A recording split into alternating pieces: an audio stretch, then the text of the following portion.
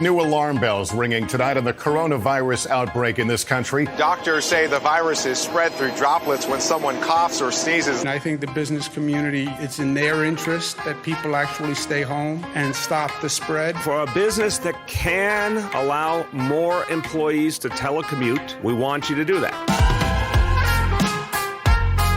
Hi, friends. I'm Andy Paul, host of the Sales Enablement Podcast, and I want to encourage you to listen to my brand new special 6-part podcast miniseries titled Selling with Purpose. The team behind Sales Enablement Podcast and I put together this incredible series of inspiring conversations exploring what it means to sell with a mission greater than just hitting your numbers in this era of COVID-19 and beyond. So tune in to hear from world-class enterprise sales leaders and learn how their 6 companies will close $50 billion selling remotely. See how they've supported essential workers with the products and services they need to stay safe and thrive during this time of crisis. Subscribe to Selling with a Purpose now on Apple Podcasts, Spotify, Stitcher, or wherever you listen to podcasts.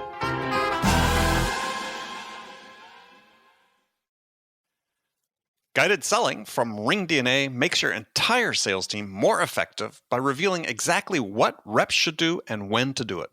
Guided selling works by transforming sales data into a curated list of prioritized sales actions.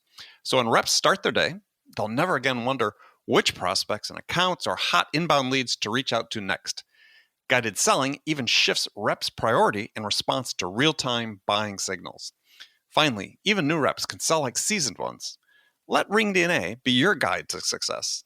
Learn more at ringdna.com/guided selling. That's ringdna.com/guided selling.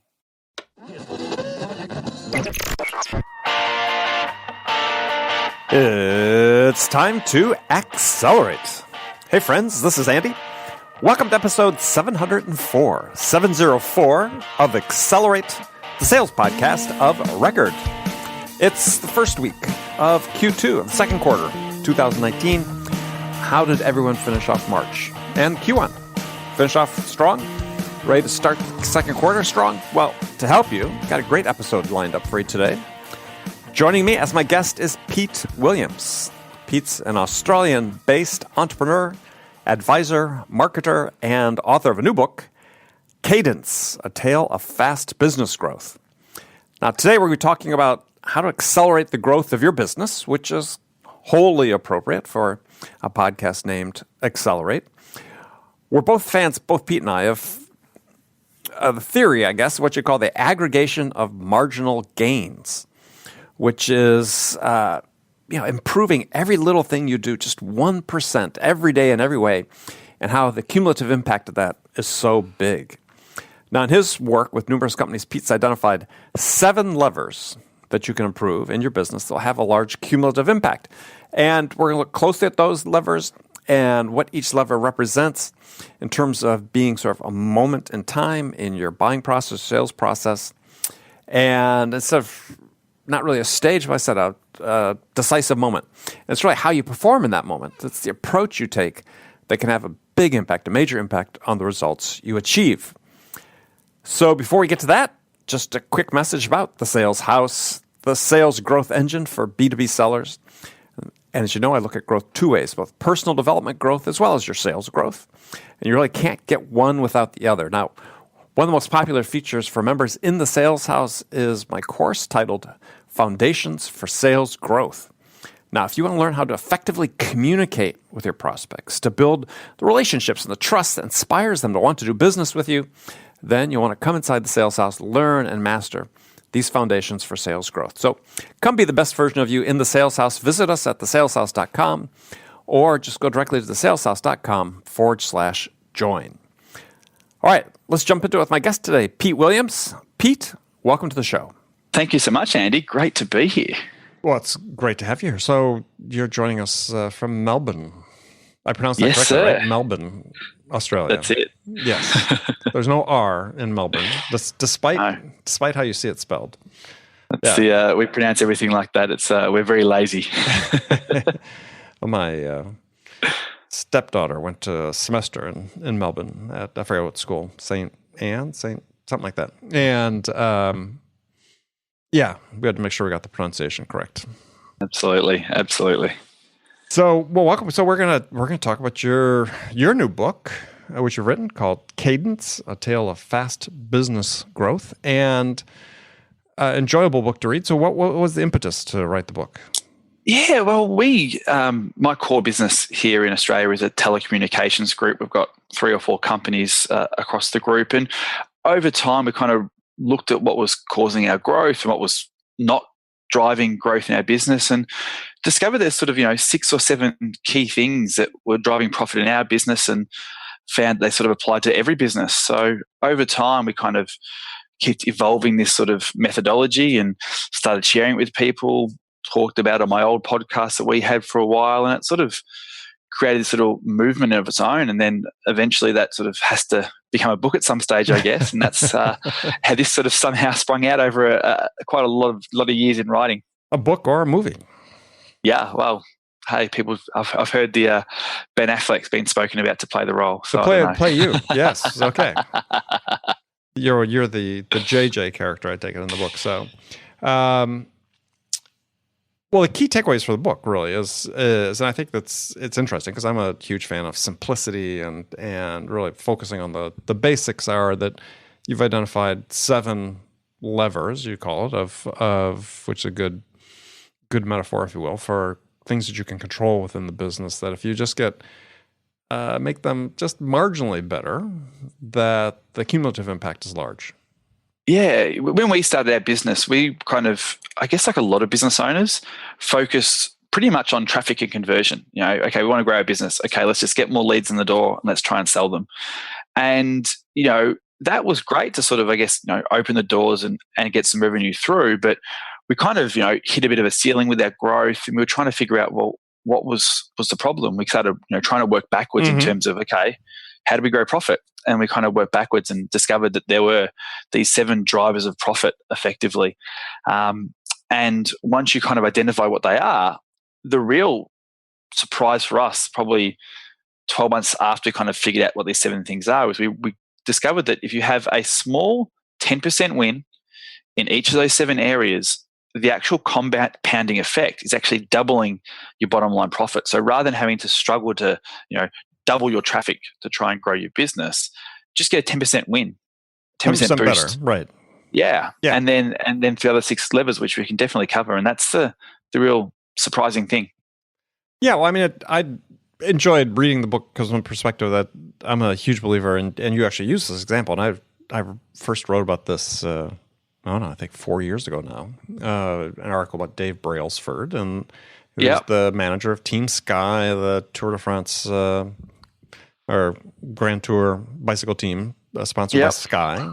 And he has this philosophy, calls it the 1% aggregation of marginal gains.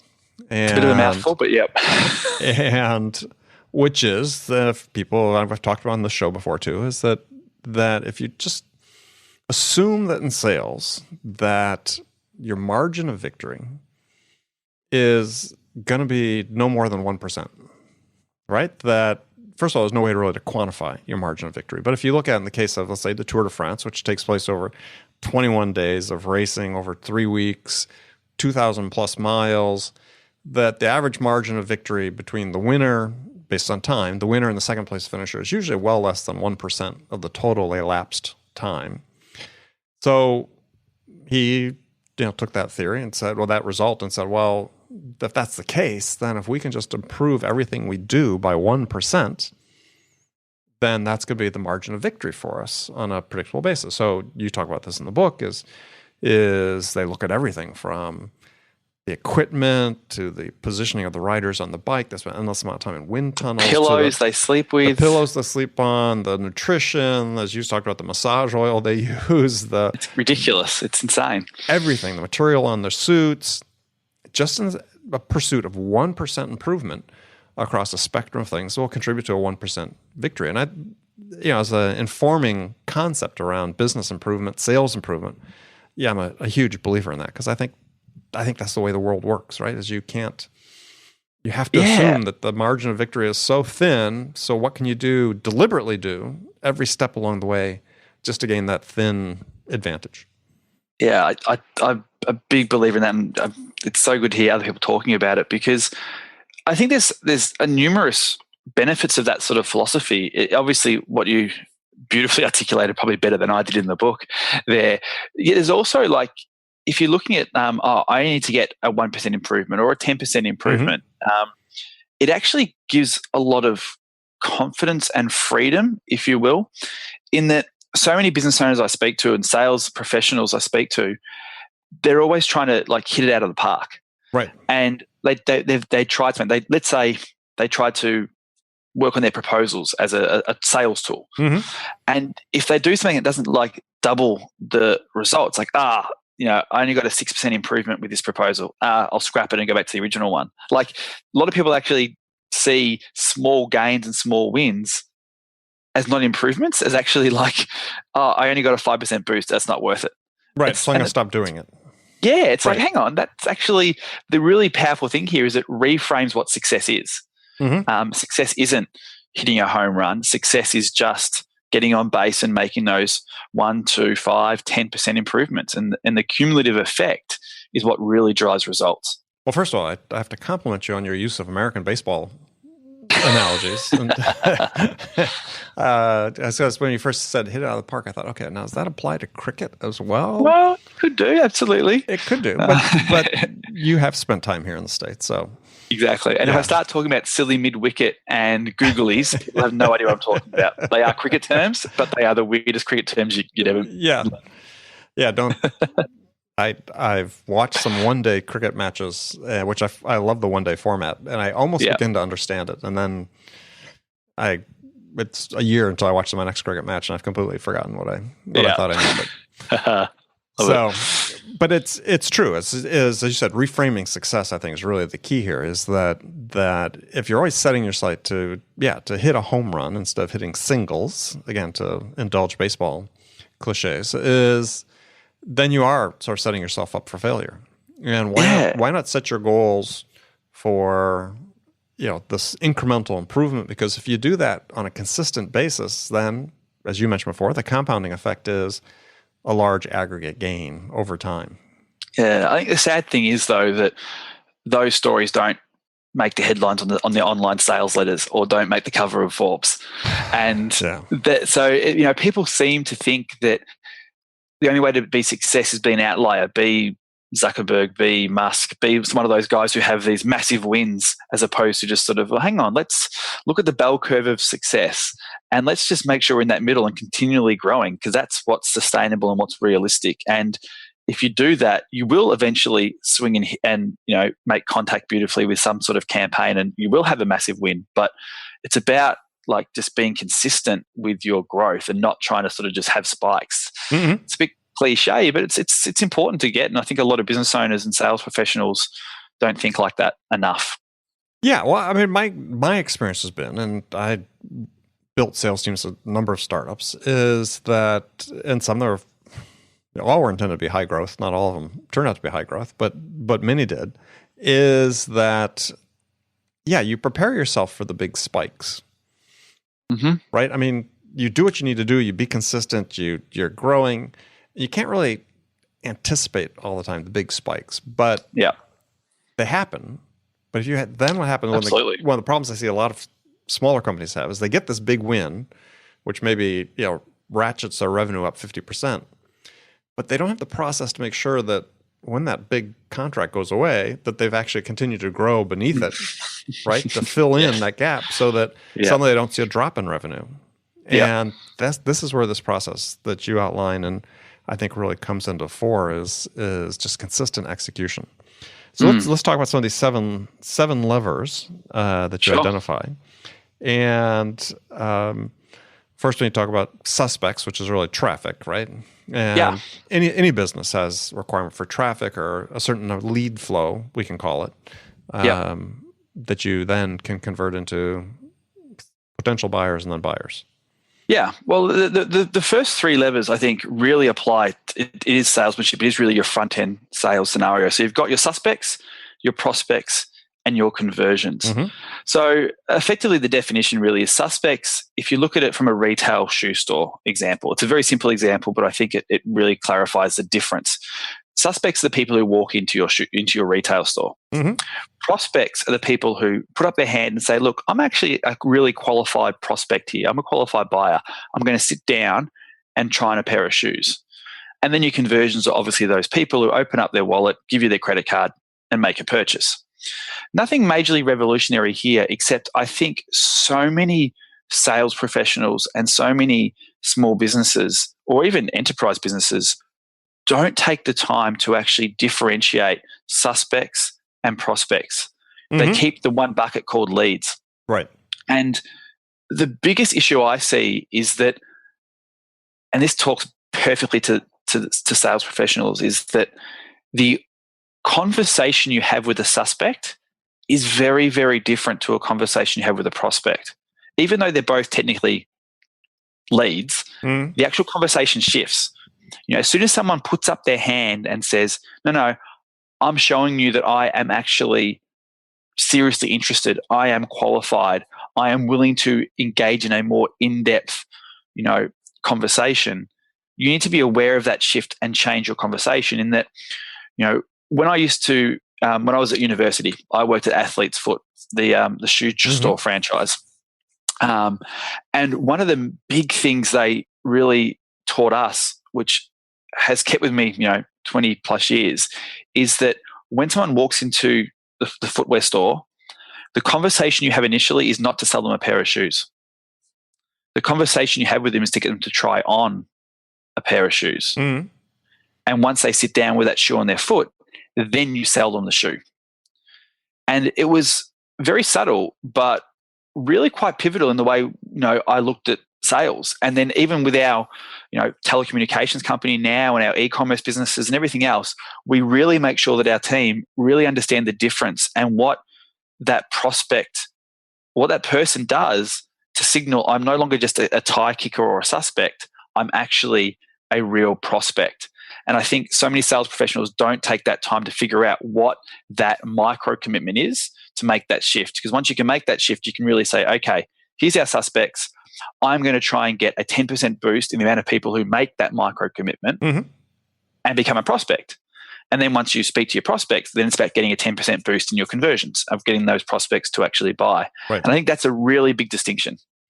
Well, it is. And I think from a business to business standpoint is that what that critical step really is, at least in my mind and based on my experience, is that it's how effectively you qualify that suspect.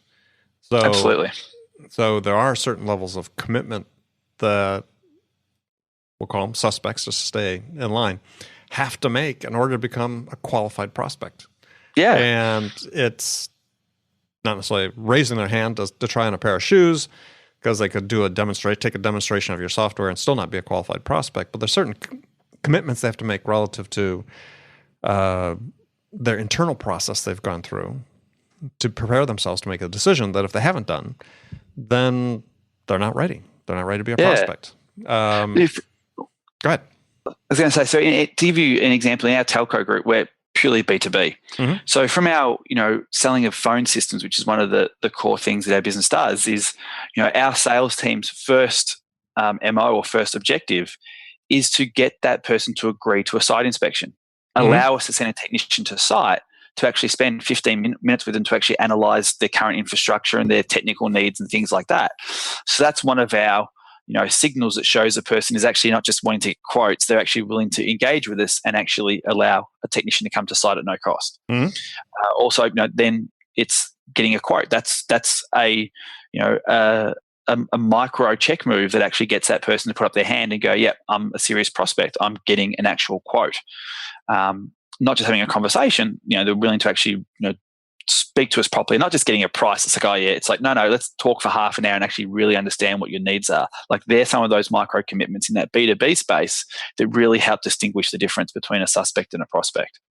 Yeah, and one I would suggest for you to consider using in your business as well as the people listening is you have to get in my mind, what's most successful is, and through my experience, is to get the prospect to commit that they've actually thought through to the end, and they have a pretty concrete vision of what they're going to achieve with the product or service they're buying. If they just think, yeah, give me a price just because I'm investigating, yeah, I'm not interested, right? I'm not going to give you a quote just because you're investigating, you're interested in what the price is. You can go on my website and get that. But if you're thinking, hey, this is a part of a solution for some problem we've got, or it's a solution to what we want to try to achieve, well, what's that going to be worth to you? So I think if you're in a business-to-business sense and your prospect doesn't understand sort of what the dollars and cents will mean to them from investing in your product, they're not a prospect yet. Mm-hmm. That's a great articulation. I really like that. It's getting the customer to articulate what their real outcomes and end vision is. It's nice. And then quantify it. See, it's one thing to say, yeah, we want this, but you're going to buy this system. What's the outcome you want? Well, it's increase in market share. Well, how much market share? Yeah. Well, 2%. What's that mean to you in terms of dollars? Oh, well, that's an extra $100,000 a year. Well, great. Well, let's do $100,000 a year. Our system costs $20,000 a month or $2,000 a month, whatever. Then you just do the calculation. But before that, you really can't do the calculation to see whether it makes sense for them. Yeah, it's a very elegant way of doing it too. Yeah. So anyway, all right. So love that. Suspects, prospects, conversions. Again, we're just trying to get incremental improvements in all of those. And as you write about, which I think is such an important thing for people to keep in mind, is I rail about this on the show as well as when I get on my soapbox when I write, is you and I talked about this before we start recording, is that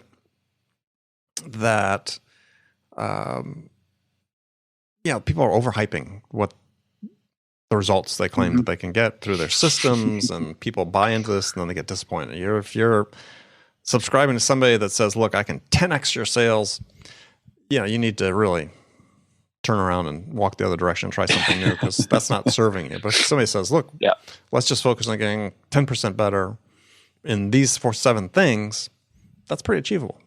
Because you can't 10x until you 1x or 2x your sales, right? Absolutely. You can't run until you walk. Right. Okay. So suspects, prospects, conversions. Next lever is average. You call it average item price. I call it average sales price. But yeah. So you got average item. Yeah, you got average item price and average items per sale. So effectively, it's what's the average price of the products and services you offer to your customers, and how many items do they buy when they make an actual purchase? Are they buying the core product plus some auxiliary items? Are they buying the running shoes with a pair of socks? Are they buying the phone system with headsets, conference phones, other bits and pieces? Are they buying your accounting services plus life insurance? What other additional things are you selling in that one transaction, in that initial transaction? It's the upsell, cross-sell, add-on type. Would you like fries with that? Salad. That's it. It's overused analogy, but it's real. And I think so many business owners and so many sales professionals do get caught up in making that core sale and don't think about the whole of wallet, and whole of wallet in terms of benefit driven. What else does a customer really need to actually achieve the results you had them articulate in such an elegant way earlier?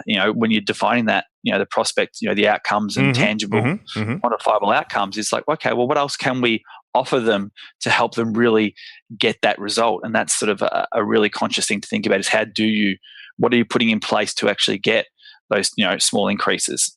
And sometimes, depending on what you are selling, whether it's B2C or B2B, even in the B2B role, there's very subtle ways to get those 10% wins. A number of years ago with our proposals for our phone systems, we had our core offering of what the person spoke about with our salesperson. Here's the phone system. Here's your bits and bobs.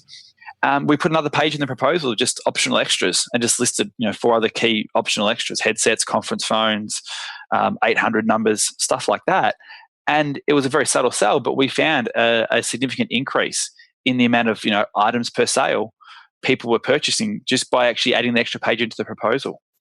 And these are the type of 10% wins we're talking about. Is it doesn't have to be grandiose, implementable projects. It can simply be, okay, well, hang on, how else can we subtly have an additional items per sale offer in our sales funnel. And it could be just adding an extra page into your proposal with a very subtle optional extras. Have you thought about these things? Right. And allow them to tick that on their own. And you'll be surprised how many, customers will actually be like, yeah, do you know what?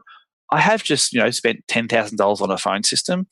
I'll spend, another $500 on headsets. It's not a big decision for people to make, and you can do it very subtly. And these are the types of 10% wins we really encourage people to think about and implement.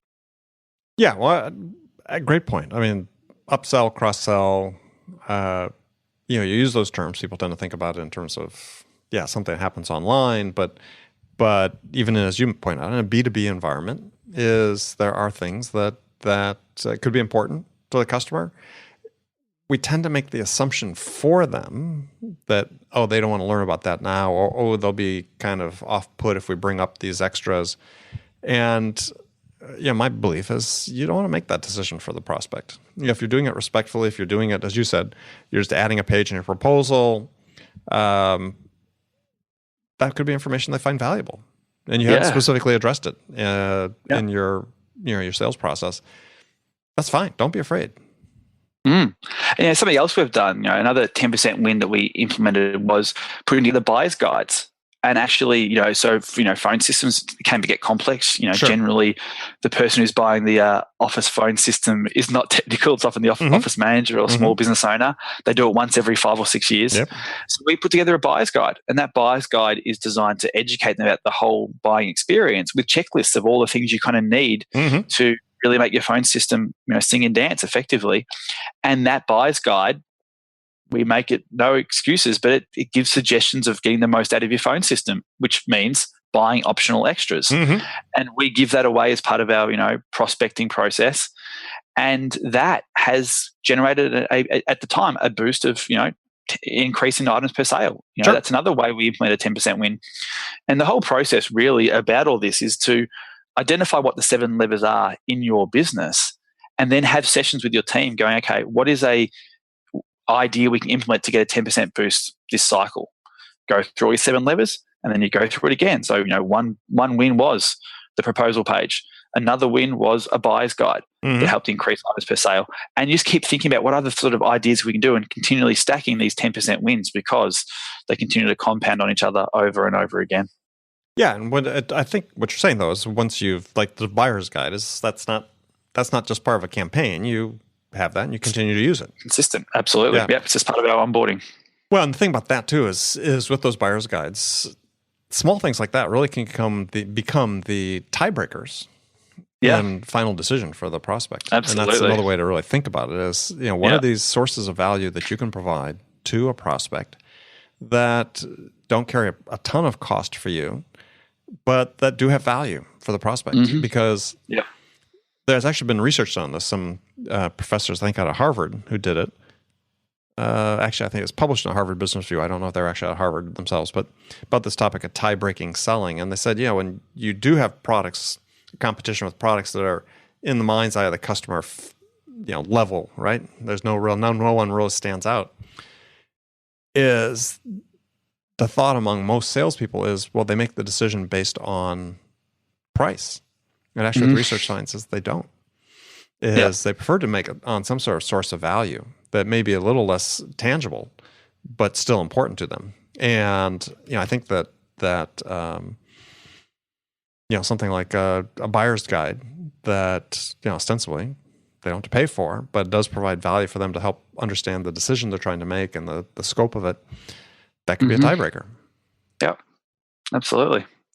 And the interesting thing is we iterated that over time. When we first put it in, we kind of put it in place as a conversion tool to actually, help differentiate us. So it was purely written as a way to sort of, effectively why us over our competition? Because, like you said, we sell effectively the same phone system brands that our competitors do. It's the same bit of plastic, literally. So the actual thing we sell is absolutely no different to anybody else. It's like car sales, a Ford's a Ford's a Ford. It's the same car. So we had to figure out how can we differentiate and get more conversions. And we felt a buyer's guide was really handy because it could really get people to think about buying a phone system with the right partner. It's not about the plastic, it's about the way it's installed and programmed and serviced and trained. So that was originally when we put it in, it was for that. It was put in for a conversion win. But then when we sort of cycled around and went, okay, let's work out how we can get a 10% boost in items per sale, we went, oh, hang on, we could improve and iterate our buyer's guide to actually include stuff about other things you want to think about. So this is the thing is, the buyer's guide was put in place originally for one lever, but then iterated to actually increase 2 levers. And that's kind of about the way we think about stuff. Right. Okay. So there's a few minutes we have left. Then there's 2 remaining levers. One is you call it transactions per customer. I call it lifetime customer value. Is Absolutely. a term that's used quite a bit these days. So, Absolutely, LVC. Yeah. So that is, to me, perhaps one of the easiest ones to some degree, because so many of the factors underneath are in your control, right? Is the level of service you provide, level of value you provide, they're already a customer. Getting repeat business is a less expensive proposition from existing customers than from new prospects. So take us through that. Yeah, I think there's a couple of things. I think you're right, it is probably the most powerful. It's actually probably one of the most overlooked, ironically. I know for us, when we started our business, we started our telco business literally with no telco experience. We found a gap in the market and kind of went into that space. So we started our business as a sales and marketing company. We were generating the sales and inquiries for phone systems, and we were literally giving our customers to our competitors to do the installation because we weren't technicians. Sure. So we were literally saying, okay, we made the sale. Okay, let's find a subcontractor to do the installation. And they were effectively stealing our clients because, once someone wanted to upgrade their system, buy more, who are you going to go back to? The people who basically just took your order, or the person who turned up at your office, installed it, trained it, and actually built a relationship? So initially, it was really great for us to test our business model. We were able to prove we were able to make sales and generate leads, but we were getting no repeat business because of that core business model flaw that at the time we didn't see. Right. So it was really that sitting down going, hang on, why are we getting no repeat business? And then kind of figuring out what now is pretty obvious. That is what triggered this whole 7 levers discovery, really, for us, ironically. But so many business owners, whether they have a business model that doesn't allow for repeat business and much LVC, so many business owners just don't even think about it. It's always about, get me the good leads, the Glenn Glary, Glenn Ross kind of movie. It's like, where's the good leads? I need new leads. And, they don't think about putting something in place, or they do and they've forgotten about it. There's horror stories I've heard of people who've implemented the 7 levers and started working through this, and they've realized, we did write an email sequence to get customers to come back and buy from us again, but the credit card we had in MailChimp expired 9 months ago and we forgot to update it, and the emails haven't been going out. There's massive stories like that where it's just like, oh no. So it's about, again, putting systems in place to automate that repeat transaction. And to your point, it's you see it way too often. So, if you're listening to this and you think, oh, we do a good job of taking care of our customers, especially if you're a small business owner, you're assuming that it's happening. And to the degree you're assuming that it's happening, it probably isn't. I had one client that got involved with, and they did great work. Customers generally loved the work they did. Probably, I think 1,000 customers we determined that they had never really followed up on after they'd done the original work for them. And then another friend who was a consultant that was going to work for us, doing a project for one company. And similar thing, they were looking at, okay, how do we take advantage of, try to leverage our existing customer base and maybe some past customers who aren't currently doing business with us. He found 5,000. Imagine a company, 5,000 customers, how hard it is to get a customer in the first place. And then you just let them walk afterwards. Well, I think so many people are too busy in the weeds of their business, and they think, oh, look, if I give really good customer service, that's enough. They'll remember me. I'll do good customer service, and that they'll have a good experience. So when they come back, they want that same experience. Right. People's memories aren't that good. No.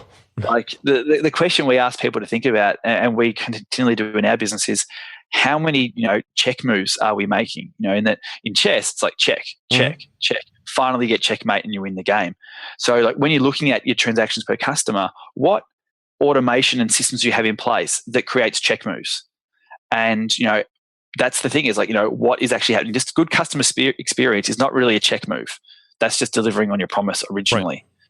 actually having something to actually say and remind people to come back and buy from you again, that's the check move. So what are you actually doing in your business to actually generate that repeat? And that's the key, is what is automated and actually happening, offering and asking the question.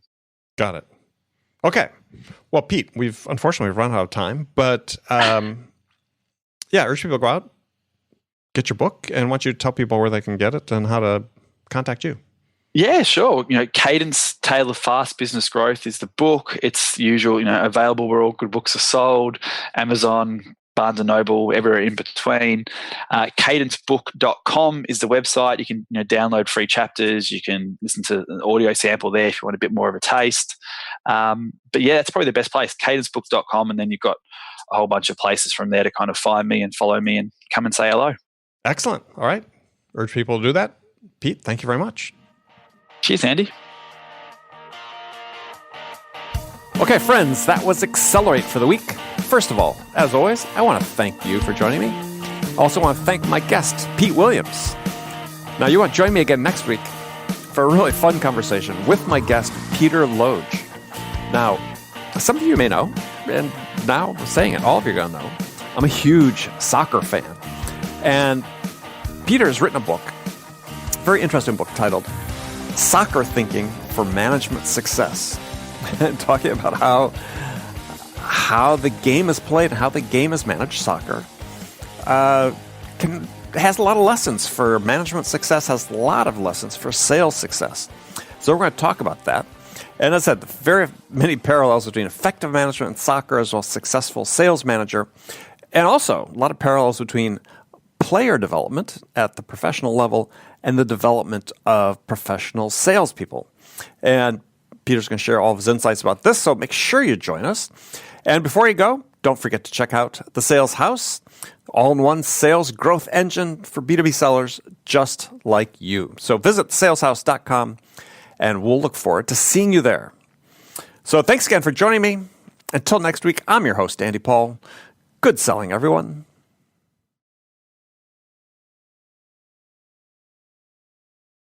RingDNA is the leading sales enablement platform that uses AI to help scale business growth. Trusted by the top companies across the globe, RingDNA offers a suite of powerful tools for every sales role. The RingDNA Dialer radically improves sales productivity and call connection rates, while guided selling helps reps know exactly what to do and when to do it. Conversation AI uses artificial intelligence to surface the most impactful coaching opportunities in real time.